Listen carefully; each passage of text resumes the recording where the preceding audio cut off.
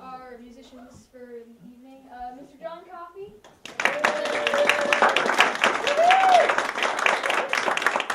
And Miss Jennifer Alexandra Johnston. We will now begin our house concert. It's all his fault!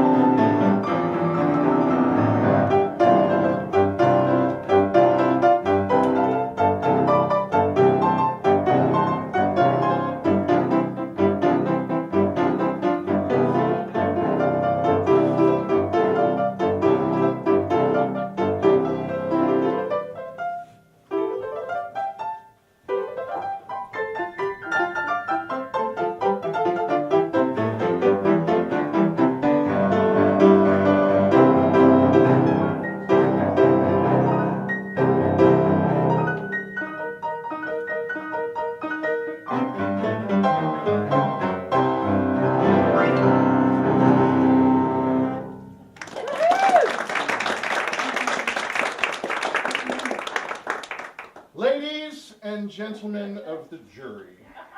You're the jury, by the way, and for some reason, this is an unrehearsed British court of law with really bad wigs. The defendant, Mr. John Coffey, had no idea we were going to do this. You're here not to determine whether or not our marriage, and by our, I mean me and the Honorable Judge Carol Ann, not whether or not our marriage is a good thing, but rather whether or not it is the defendant's fault. That's my entire opening statement, Your Honor. Mr. Coffey? Yes. You may give your opening statement. My opening statement? Mm-hmm. Well, I knew your parents. Carol and Hope really resemble each other quite a good. So I knew them from acapella choir. And back in, was it 92? All right, thank you, Mr. Coffey. Mr. Prosecutor, you're awful cute. And you may call your first witness. Thank you, love. I mean, Your Honor. The prosecution calls the defendant, Mr. John Coffey, to the stand. Bailiff?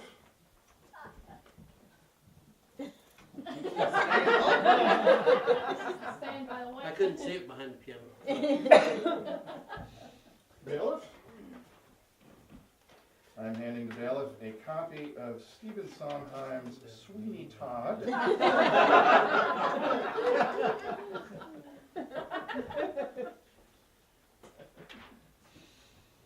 Please raise your right hand. Do I place my left hand on the Sweeney Todd?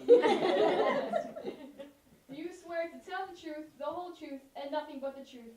So help you, Stephen Sondheim. Sort of, kind of. Will you please state and spell your full name for the court? John Pickens Coffey, John Pickens, Coffey, like to drink, but spelled differently. Objection, Your Honor. Permission to treat the defendant as a hostile witness. Permission granted. Mr. Coffey, do you recognize this picture? That would be Catawba Valley Christmas card from December of 1992, which was I was about to allude to when I was told to stop. Your Honor, I'd like to enter into evidence the following exhibits. Exhibit A, John Coffey casts the then 13-year-old Carol Ann Coble in his 1992 production of Catawba Valley Christmas Card at Hickory Community Theater, There she is. generating her insatiable appetite for musical theater for the next 24 years.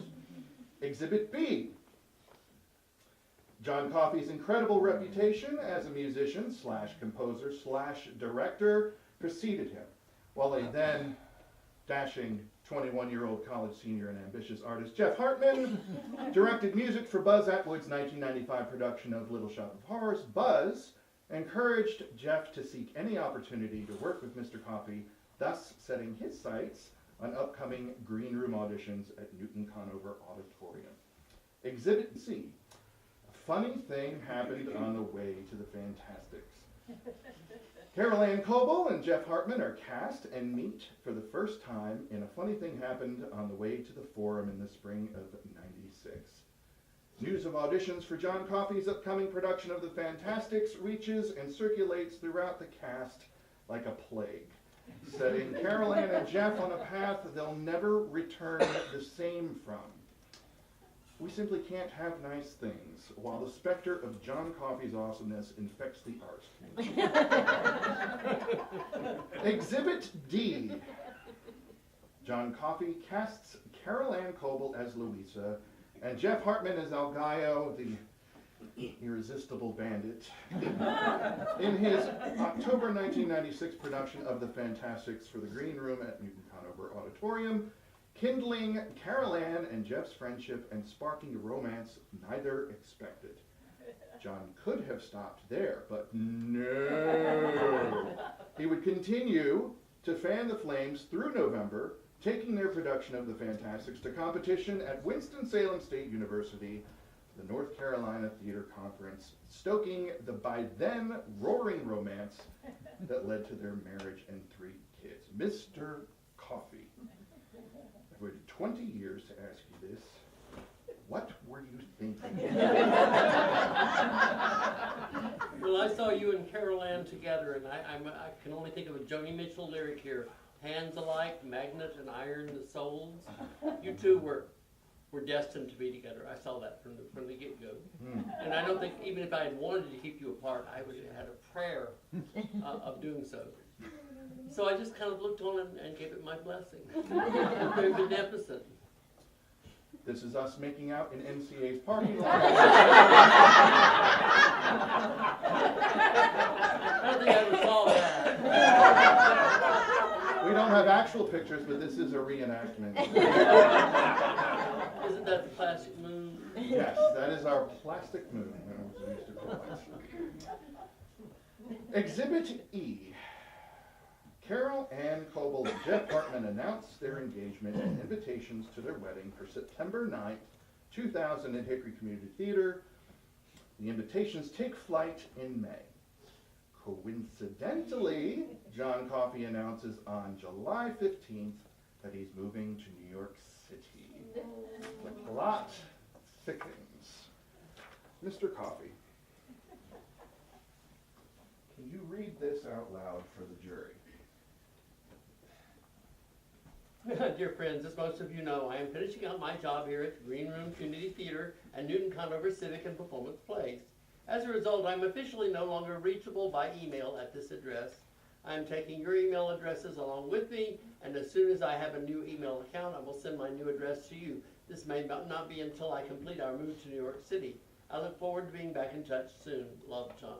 Mr. Coffey, why were you running? Let's fast forward 2 years, shall we? Exhibit G. January 30th, 2002, Timothy Craig Hartman is born. But where in the world is John Exhibit H. John is spotted in Moscow, Russia, as Jeff and Carol Ann are knee-high in dirty diapers, celebrating their second wedding anniversary. Let's fast forward another 3 years. Exhibit I. Koval Alexander and Kellen Andrew Hartman, twins, are born on March 8th, 2005. Let's just take a gander at John's Facebook timeline to see where he was. Now, I don't know if you can all see that, but according to Facebook, the year 2005 is conveniently missing.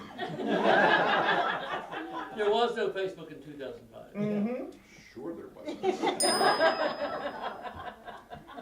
17 years later. The next picture, please. John enchants and seduces us again into a production of the last 5 years. And now, 20 years together, 16 married, in the year 2016. Your Honor, I'm ready to go ahead and make my closing argument. Ladies and gentlemen of the jury. Motive? Doesn't matter. This is clearly John Coffey's fault. Does this look like an innocent man? Someone trying to be innocent? The prosecution rests your honor. Mr. Coffey, do you have anything to add? Only how happy I am that it all worked out so well. Very well then, ladies and gentlemen of the jury, you will render your verdict when we return from intermission. Not now, obviously, because we've just started. In the meantime, let's put John to work, shall we? Yay!